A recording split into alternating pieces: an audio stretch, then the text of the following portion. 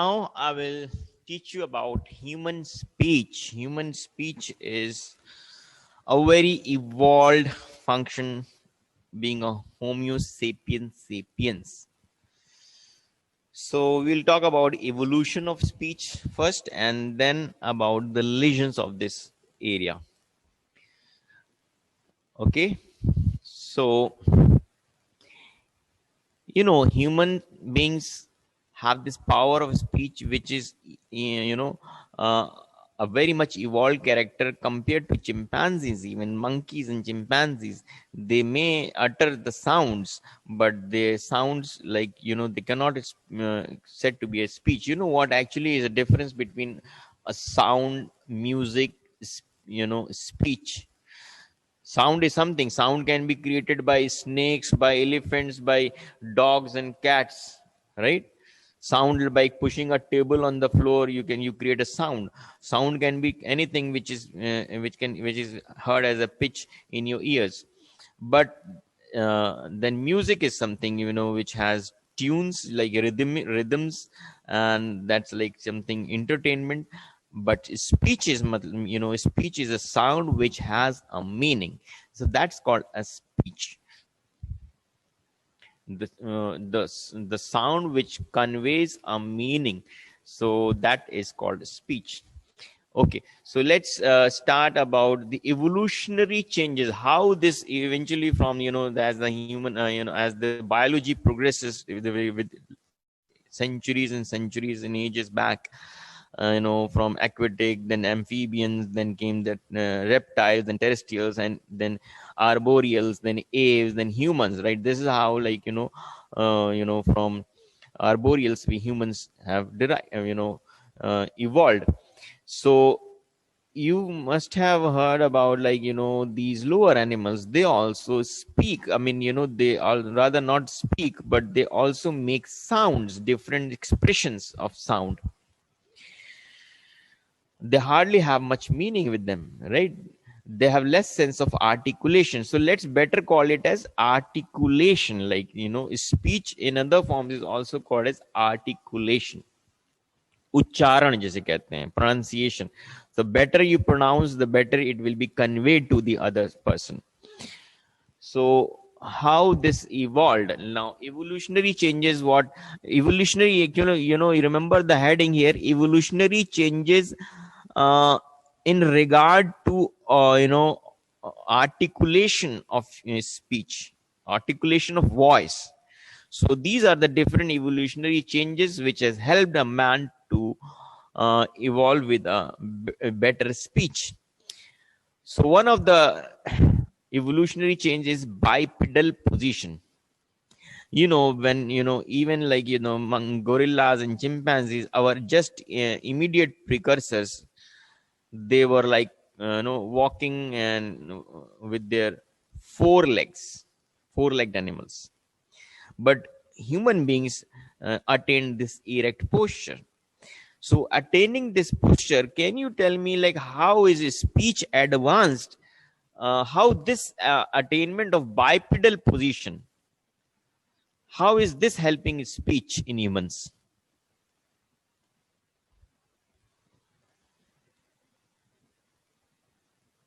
Anybody?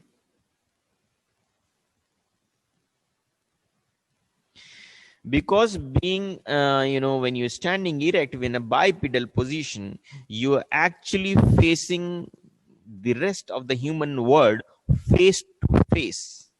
So when you face somebody face to face, so it becomes a better means of communication. The speech becomes more valuable when you talk in front of the other's face, right? So while you were in while the animals were in quadruped position, the head was held towards the floor or towards the gravity, right? They were not actually, and they couldn't even face to face. Remember, the eyes were placed on the two sides of the nose, so they have less of binocular vision, that I told you in early classes. So being binocular vision, our eyes are placed in front and your heads are held up high, so that's how you can talk face to face. So this was one evolutionary change, and then you need to talk with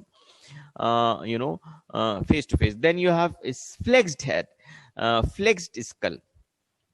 Look, the animals which are like on quadrupeds, they are four-legged animals. So they're due to gravity, their heads were actually bent down. So the most of the time they have to elevate their head up, and that is called extension of the neck or extension of the head.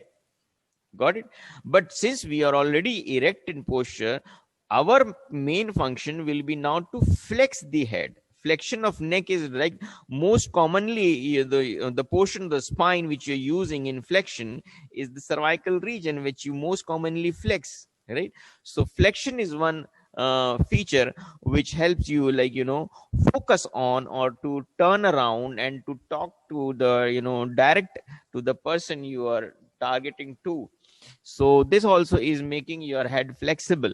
So flexed skull, then increase size of prefrontal part of brain. Remember, as I told you to remember, like, the evolved, the more evolved a person is, the more prefrontal gyrus it has.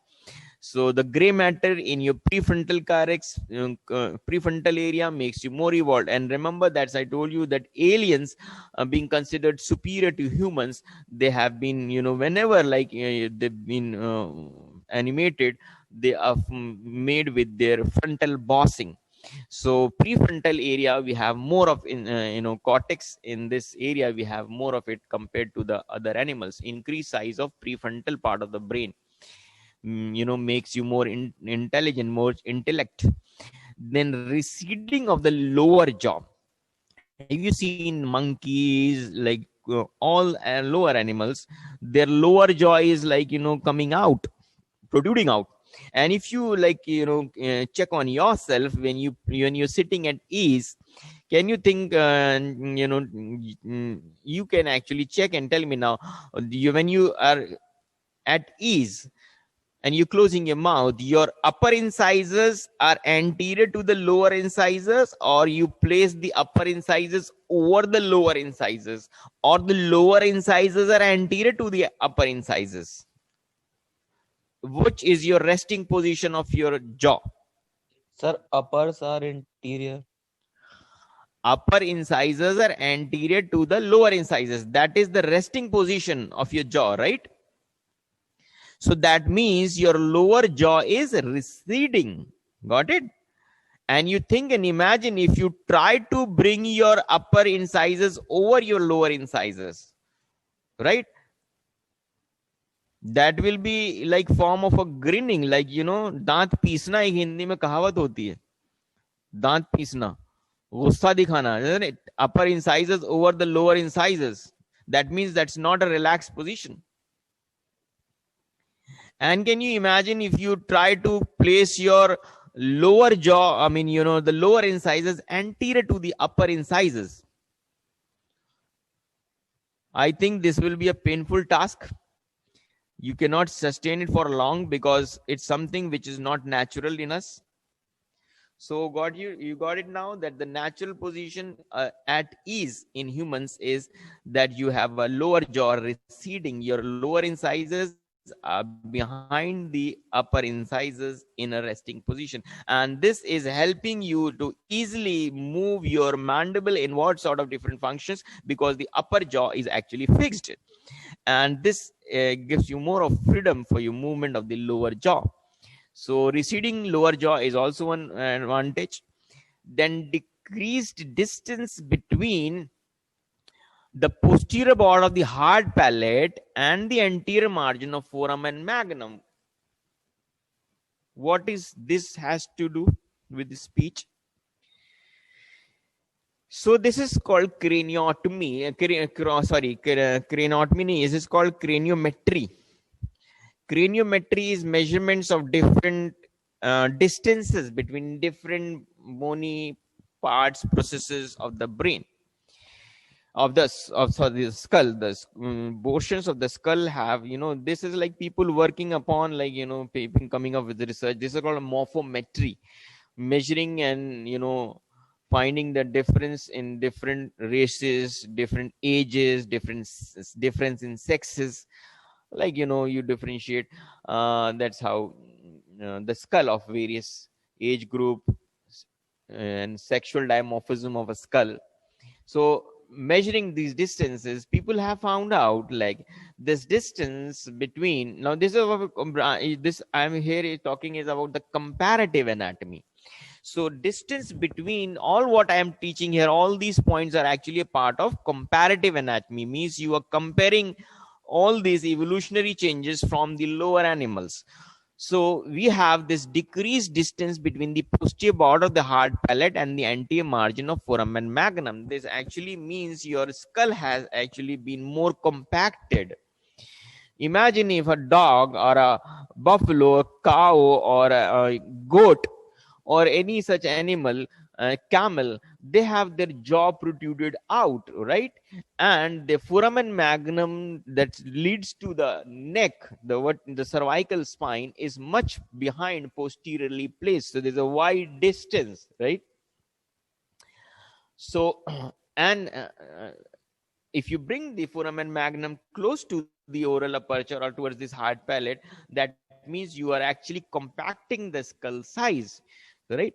So skull size, if being less in size and the less of weight of the skull being pneumatic bones, as well as having this developmentally, the brain development of brain, I believe in embryology must have been taught to you. There's a pontine flexure, important flexure, which flexes your brain stem actually to accommodate, as I told you, this oral opening and foramen magnum have been brought close together in humans, and that's why this pontine flexure makes your brain or the CN pulled downwards. Yes, sir. इसी के बारे में. Okay, so larynx being pulled downwards, you must have seen people like when talking or deglutition, yes, larynx keep moving up and down. So if it would have been at a higher level earlier in other animals, larynx at a higher level. So larynx actually, above you have this hyoid, and above to hyoid we have this submandibular region filled with muscles. So they would have not been easy for the larynx to freely move upon. So move. So this freedom of movement of larynx is brought because this larynx has been suspended down, right? Pulled down. Now posterior one third of the tongue has also been pulled downwards, right? So one reason is like, of course, the gravity also in us humans, because our head is like at vertically held up, and in lower animals the tongue was actually towards the gravity. So in us, in humans, when you have an attained erect posture, the tongue, the posterior most portion of the tongue is pulled downwards towards the gullet, right, towards the oropharynx. So what is the advantage here? That the posterior one third, this tongue is also helping because it's pulled downwards, backwards, and it forms the anterior wall of the oropharynx. So it helps to control the airway passage, the amount of air while you're speaking, right, to flow through. And then cavity of the mouth and larynx are at 90 degrees to each other. This also is like providing, if your larynx and your oral cavity would have been linear, like same tubular plate, your air will have seen serious airway. When you speak, actually the air comes in and out of your oral opening, so the airway would have serious straight away reached to the larynx. Right? So the articulation process would have not been so much resonant, so much not been like peculiar of one's voice. So having at 90-degree bend, the air strikes actually the posterior wall of the pharynx and then reaches down into this larynx. So there's this 90-degree bend which also makes your sound peculiar. And anterior two-thirds of the tongue is thin and agile. This anterior two-thirds of the tongue is compared to the lower animals is very thick. In us, in humans, the tongue is flattened and thinned out so that you can easily fold it up. Like you can coil your tongue, you can roll it in different directions. You can touch your tongue easily with your teeth. You can touch your tongue with the hard palate. So when you articulate, So your tongue touches the hard palate to make different pronunciations. So this also is helping you for pronunciation. So all these different evolutionary changes in articulating system is helping you to speak. Right now, it said that music came before language. Like, so the before the evolution of language, animal in this biological world, music is biology of all living beings, remember. So that means sound was being created by lots of animals, may not be speech, but they had this sound, and that sound was considered to be a music by the opposite sex. You have must have heard different sounds of the birds that they make, and different sounds. Have you heard of like mating of those frogs in your high school and 11 12 standards? You must have been taught about the how these frogs mate. That actually the male frog turtle, why is the turtling of sound in males? That is to attract the females, right? And they have buckle, I mean this, sorry, pad of fat on their palms, and that's how they sit up and they compress upon the female body. That's how like female lays egg in the water, and later on they they release this sperms over to the eggs. So that's how this mating this done in female frogs, and basically the turtling is actually the sound created to attract the female. So this, that means this, it's a biological for most of the living animal world, that sound is a form of music. And that's how, and if music something universal, music is like entertain in every part of the world, in human beings also. Like if you synthesize a music, like in a Bollywood movie maybe, or in a Hollywood movie, all over the world people enjoy it. So you need not have to be specific कि ये Indian music है तो ये Indian ही लोग सुन सकते हैं, ऐसा नहीं. It's being entertained by people all over the world, right? But language is restricted, language is localized, language which you using is being perceived by the local surrounding, the local areas, like. So language is not universal, language is not biological. Even like all the animals do not speak, no human beings speak. That means it's not biological, and speech is also not universal. So that means this is language being is a evolved function. It has lately music came before, which was being used by lower animals, but eventually man has evolved with this advanced feature of speech, right? But music was to attract females. This speech is like without any sense of attraction until and unless you give it an emotional aspect. Okay, now Broca's areas. Broca's area, as I told you, it's the sense, it's a motor speech area.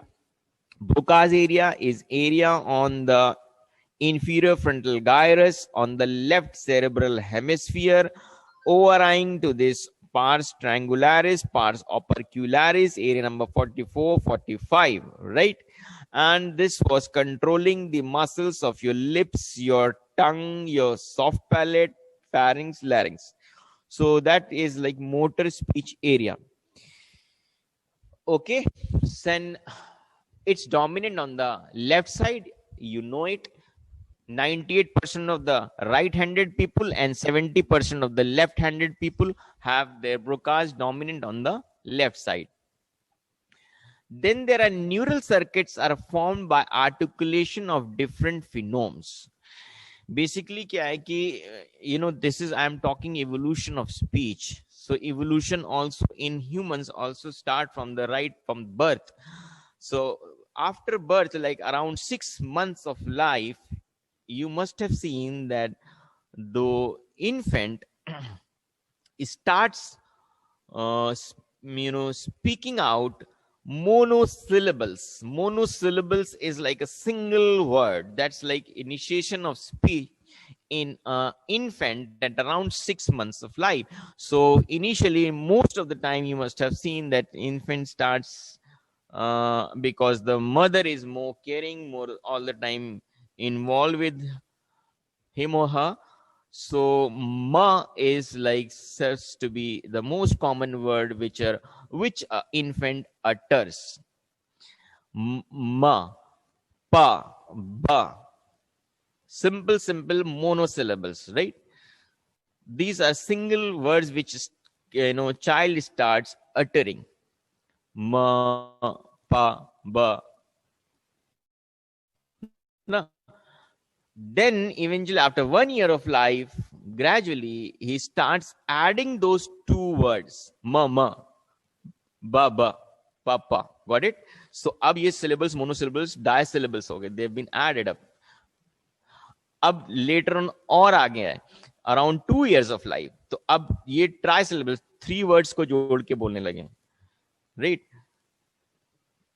जैसे कि नहीं खाना, मुझे जाना है, या whatever, like you can add up three little words, a sentence that a child with 2 years age starts speaking out. And then he can add 4 words to make a sentence, right? After adding 4 words, you can, after like around 4+ years, 3+ years of life, he can start speaking a sentence, right? And as the age progresses around 5 years, he can make long stories. Now you can sit back and keep listening to their stories of 5-year-old child. So this is like how the language start evolve, the brain starts functioning, and it starts getting adapted to learning speech. Basically, actually, with the course of time, you speak what you have heard, what you have been listening, like, and that's how your brain centers get adapted, even your Broca's get adapted to bring out those pronunciations, right? So maybe like after 10 years, like, that's why, like, in the primary, in nursery and pre-nursery age group, there is a class of reading. Even the kids are asked to read the book, read the paragraph. इसमें exam होता है, test होता है reading का, writing का भी test होता है नर्सरी केजी में. So these skills of Vernix and Broca's are being, inculcated in a child right from the beginning. And remember, the pronunciations he also gets like from his parents, from this home atmosphere, and from the school atmosphere. From there, he eventually gets those pronunciations also. And from the local peer group, the friends age group of the same age group in the local surrounding. That's how one learns the pronunciations, right? ये pronunciations की बात जो आ रही है वो भी बताएंगे. तो अभी क्या स्टोरी बढ़ती चली गई. अब उसके बाद उसका ये अभी तो सिर्फ वर्निक्स एंड ब्रोकास था. अब एसोसिएशन एरियाज में क्या होगा, दे later on you have storing these alphabets, these pronunciations, these words mean start storing in your association areas, and later on into the prefrontal cortex. So by the time you reach the teenage group, then अभी तक एक चीज सुनी होगी हिंदी में, मतलब कहते हैं बच्चे मन के सच्चे, right?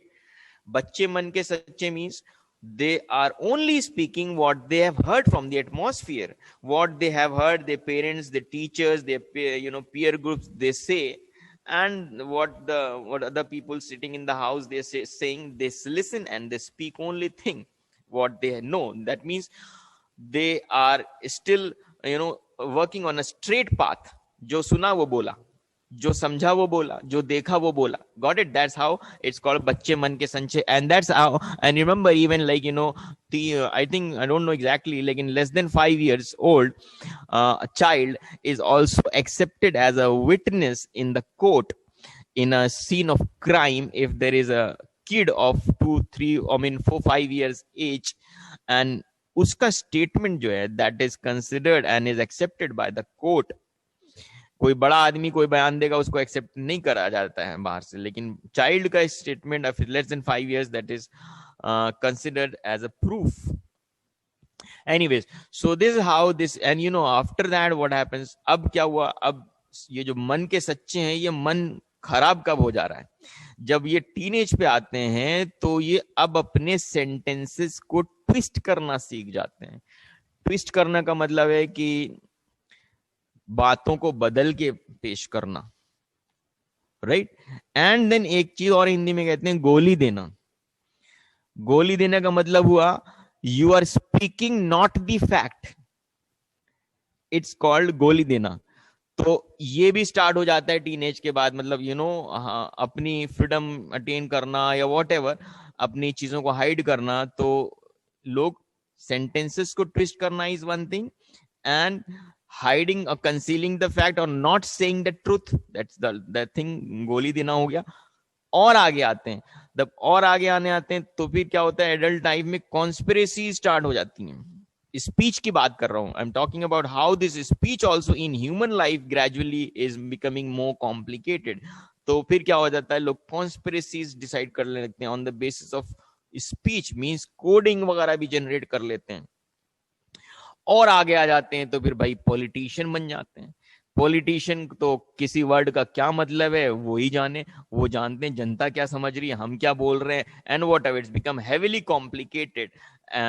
This speech thing is like, as the age progresses around 50 years, it becomes more and more complicated because of high level of experiences from this word. Okay. अब एक बात आई थी यहाँ पे फिनोम्स की.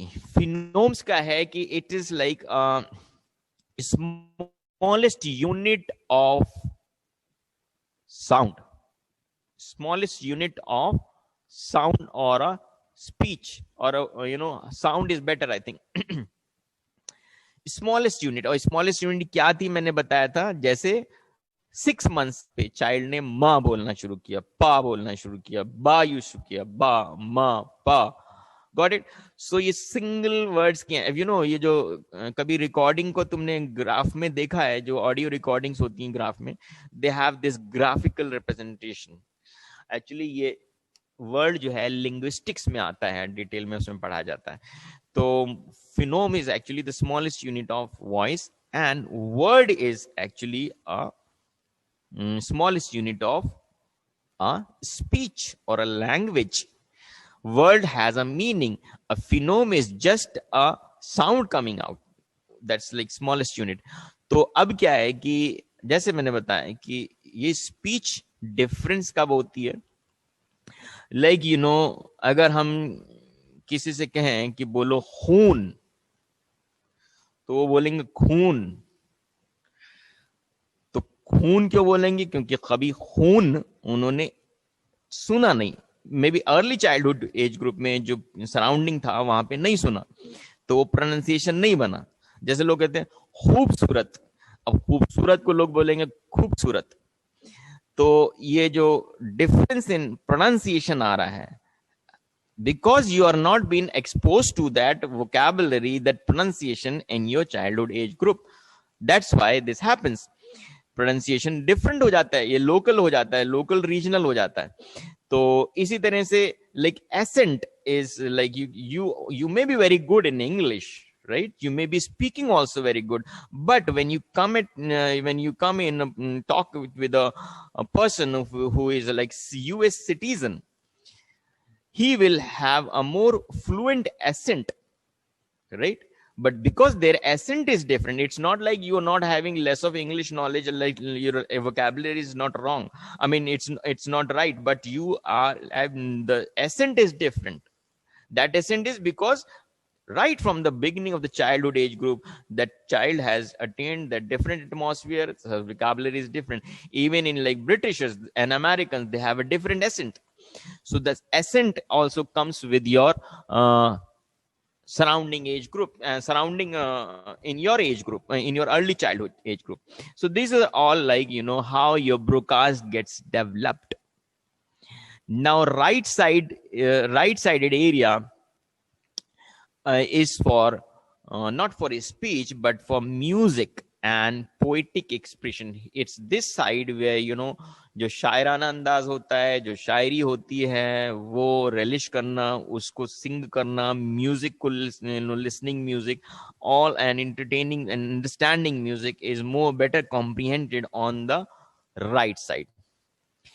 Then about Wernicke's area. Wernicke's area is, you know, is located on the inferior parietal lobule, right? On the inferior Wernicke's is actually a broad area, let's tell you.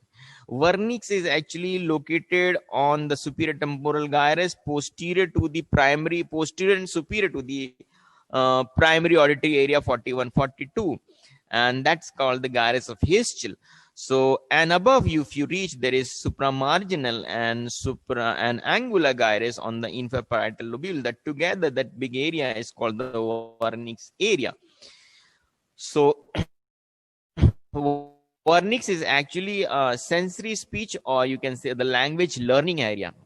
And this area is around 7 times larger in humans than in chimpanzees. So that means we have a more sense of comprehension of what we are listening, what we are seeing, and what we are analyzing from that, what from your, you know, association areas. These association, let me say that this area number 2 is auditory association, 39 visual association, 40 is for memory calculations and your stored images. So altogether, all this makes Wernicke's, and it decides what has to be spoken out. So the comprehension of the assessment of the stimulus, and then synthesizing the response in the form of a sentence, is pushed into a, you know, pipeline, which the sentence is pushed from the Wernicke's to the Broca's through that arcuate band of fibers, and Broca's speaks what is being conveyed from the Wernicke's. Got it? So this is happening mainly on the left cerebral hemisphere. So that's how Wernicke's evolve होने का मतलब है you have a good sense of speech. Then hippocampus and amygdala. Now hippocampus and amygdala are parts of limbic system. Other parts of limbic system are the cingulate gyrus on the medial surface and the basal ganglia embedded in the white matter of the cerebrum. They are also part of the limbic system. So hippocampus is for long-term memories, which also will help you in speech. And then primary emotions, as I earlier told you that you know, it's a globular amygdala placed, you know, this temporal lobe on the inframedial border has this parahippocampal gyrus, right? And medial to that you have this hippocampus, and anterior to that you have this amygdala, the globular amygdala, that is for the chief you know, the primary emotions.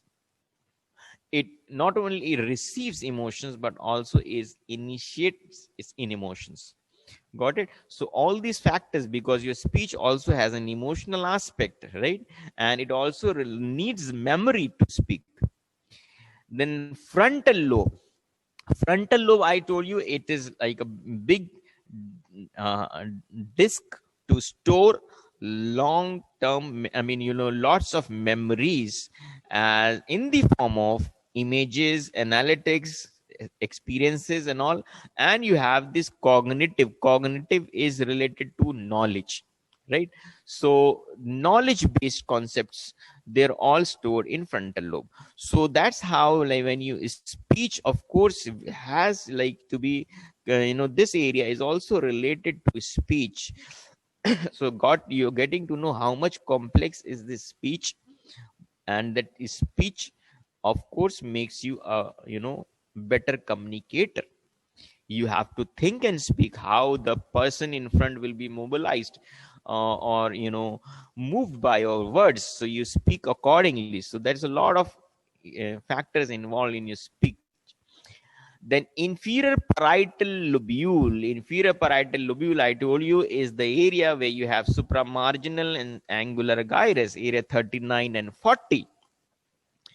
So this also is considerably in, inferior parietal lobule. All these areas I have been telling you, all these are more evolved and larger in size on the left cerebral hemisphere and much bigger than the lower animals. So considerably enlarged in humans. Supramarginal gyrus, right? Now, supramarginal gyrus is for controlling your fine finger movements, tongue movements, and fine facial movements. Remember that facial movements are also a part of expression of speech. If you are speaking without any facial expressions, your speech will not have a good impression. Like, got it? So having, like, it will be a Parkinson's type person, as monotonous speech, bole ja rahe hain, but expression of course plays a good role in your speech. So this supramarginal gyrus controls your, and a lot of people move their hands. If you have seen that a lot of people move their hands while they speak to emphasize what they want to express. So moving of hands, tongue, and facial movements, these are being controlled by supramarginal gyrus. Angular gyrus is somewhat related to a higher level of image based memories. And phenome, I told you, is the smallest unit of sound, and the voice rather, and word is the smallest unit of a language. Okay. Now, thalamus and basal ganglia. Thalamus and basal ganglia, they are actually involved in speech. How does it involve? Now look here. Prosodic functions जो होते हैं ये linguistics में आते हैं. Like linguistics is like, what are the factors which involve in your speech, language formation में. उसमें एक चीज ये भी एक्सप्रेस करते हैं जो यहां से कंट्रोल होती है, थैलेमस एंड बेसल गैंग्लिया से, and that is your feeling of high and low voice, right? When you are like depressed and you are like sleepy or you are tired and you're not energetic, that will reflect from your speech. Got it? And when you are like, वो एक ad आता है TV में ओडोनिल का. If you go in a washroom early in the morning and you are like the same smell and surrounding, you won't feel so fresh. So you go in a bathroom with this good fragrance around, you feel energetic, right? And then you've seen the ads of toothpaste, different toothpaste, they make you so fresh. So the crystal gels and all in the toothpaste, so that means they're also making you more fresh. And after that, you find two persons sitting on a dining table, a breakfast table. One who has like just come like washing face without cleaning teeth, without having good fragrance and on. That means, and having a good bath. So when you are light and you are fresh, your pronunciation, your speaks also reflects the same. And maybe you are in love. You think everything is so happy surrounding, everything is so good for me. Now you are more expressive, you can express better. And similarly, if you are dejected, you are neglected, you are opposed, or you may all these negative thoughts, so your speech also becomes more, sometimes it may found depressive, or maybe sometimes it may aggressive. So means what? This thalamus and basal ganglia has a role on prosodic functions, that means high and low of voice. Now this function, as I told you earlier also, this function will not be seen in a person with Parkinsonism. Person suffering from Parkinsonism will have a monotonous speech because of the low content of dopamine, or low or absence of dopamine. This means your feeling of high and low is being controlled by the neurotransmitter there, the dopamine. So dopamine maintains your feeling of high and lightheadedness in easy, like enjoying like feeling. And so that makes you high and low in your voice tone. That's called prosodic functions. Okay, so that's being controlled by thalamus and basal ganglia. Okay, so that is done.